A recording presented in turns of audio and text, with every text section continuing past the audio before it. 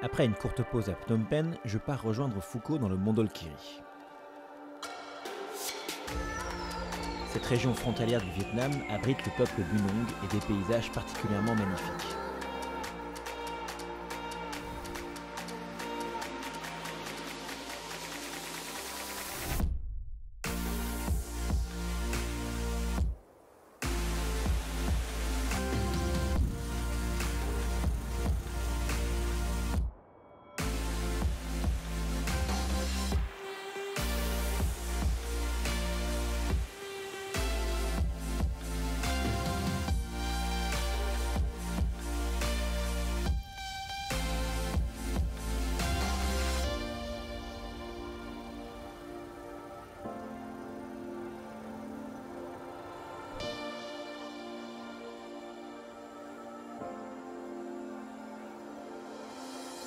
Phu a rejoint le père François, père Mep infatigable qui s'occupe de 3 villages catholiques situés dans un rayon d'une centaine de kilomètres autour de la ville de Sammonorom, leur QG. Sa mission est double. Il a repris la gestion d'un projet touristique qui a pour but de procurer un revenu aux Bunong tout en défendant leur culture. Il enseigne aussi l'anglais dans 2 écoles des villages, à une dizaine de classes pour des élèves de 4 à 15 ans. Au-delà, bien sûr, il vit au milieu de tous ces Bunong.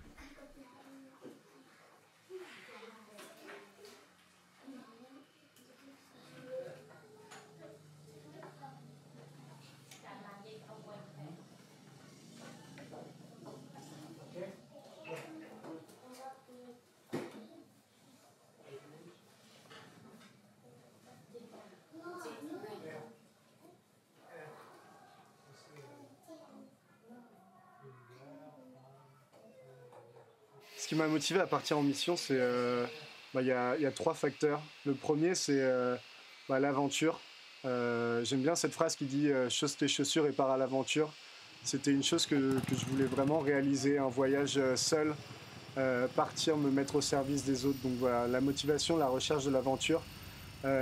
Deuxième facteur, on va dire, c'est le service. Me mettre au service personnellement, que ce soit pour un projet, une cause, pour des gens. Et troisième facteur, c'est pour la foi, personnellement, pour progresser, pour réfléchir, pour prendre du temps, pour discerner un peu sur quelle vocation je veux prendre pour plus tard.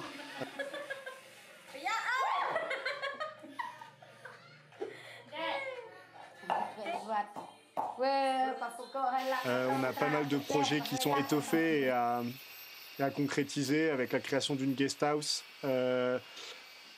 l'achat de matériel style moto, pourquoi pas une voiture pour simplifier et ne pas dépendre sans arrêt des Bunong parce que leur organisation est assez aléatoire. Les Bunong ils vivent au jour le jour, donc ça arrivait par exemple plusieurs fois de se retrouver avec des annulations de la part du guide ou de la famille d'accueil alors qu'on a des touristes qui arrivent le lendemain. Je ne suis pas destiné à rester ici pour m'occuper du projet touristique à l'infini, donc il va falloir que des Bunong le prennent en main.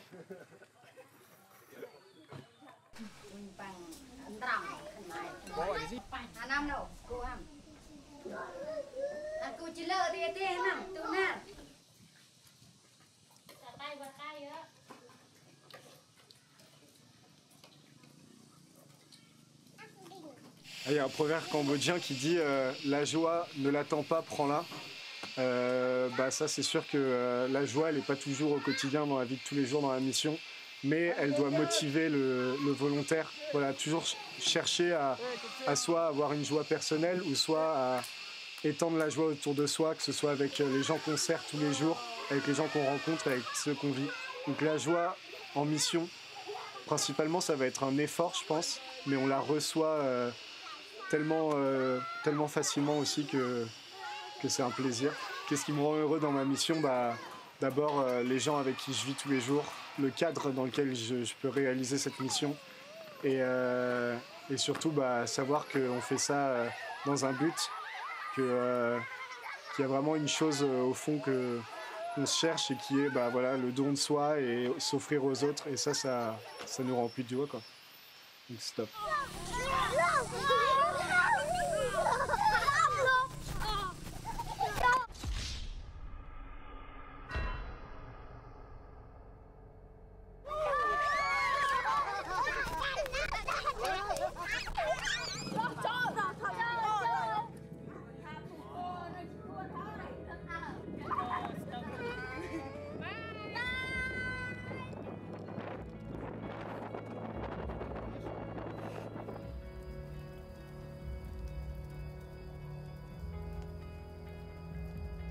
des meilleurs souvenirs de ma mission, ça aura quand même été la période et les fêtes pascales.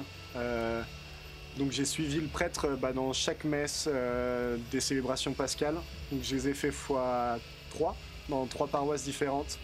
Et j'ai vécu ces fêtes pascales avec les 3 paroisses et les 3 communautés catholiques du Père. Donc c'était vraiment un moment exceptionnel, de la joie, vraiment de voir au fond d'eux la présence du Christ, la joie de la résurrection du Christ aussi.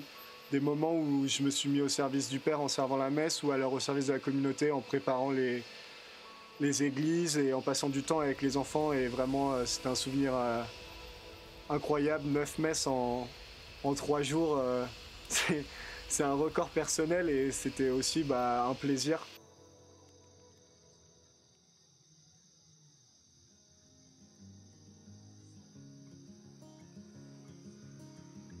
Est-ce que je suis voué à travailler toute ma vie et à faire un travail qui ne me plaît pas forcément, mais pour apporter de l'argent à ma famille?